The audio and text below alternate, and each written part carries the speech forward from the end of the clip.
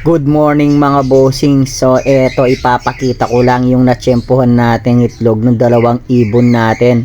So nakita ko na napipisa mga bossing, kaya kinunan ko ng video para makita rin ng iba kung paano nga ba lumalabas yung sisiw mula sa itlog o yung pagkapisa ng itlog ng kalapate.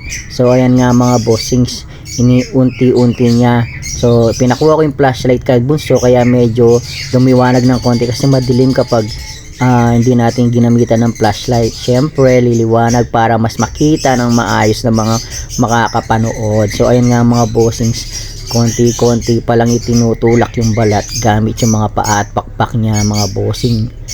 So ayan, tapos titigil, kukuha ng belo, nagpapahinga, pero kitang kita mga bossing na gumagalaw yung sisiw mula sa itlog mga bossing.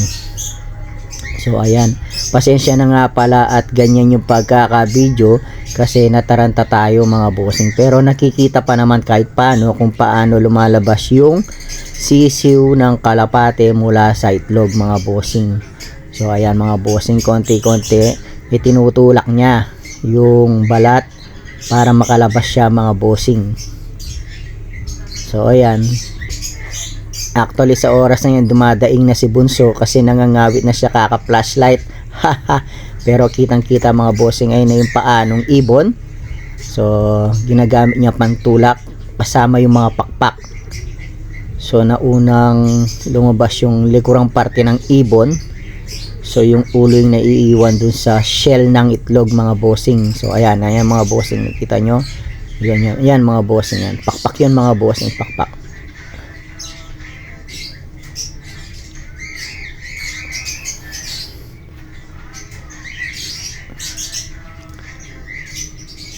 Yan. Siyempre napapagod din, pero kung mapapansin nyo mga bossing, na parang kapag nahanginan medyo lumalaki-laki na rin pala sila.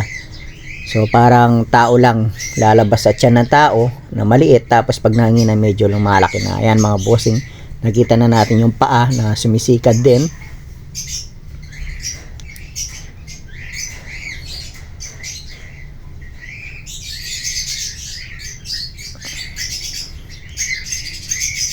Yun mga bossing, ayun yung paa niya mga bossing. Yan na. So ayun mga bossing, yung ulo nasa loobang parte pa ng shell, pero yung buong katawan niya mga bossing nasa labas na. So ibig sabihin mga bossing, magsusurvive na siya, na ilabas niya na yung sarili niya mula sa shell. So nagpapahinga na lang siya dyan.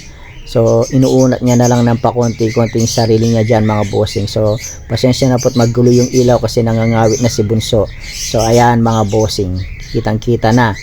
Ayun na yung ulo, yung mga paa, at yung pit niya yung nandito sa harapang parte natin mga bossing. So ayan mga bossing. So ganyan po lumalabas yung sisiw mula sa itlog mga bossing. Yan po ay itlog ng kalapate, at yung nakikita niya ay isang sisiw ng kalapate mula sa itlog. So sinare ko lang po ito para at least makita ng iba yung progress kung paano napipisa yung itlog ng kalapate mga bossing. So ayan mga bossing.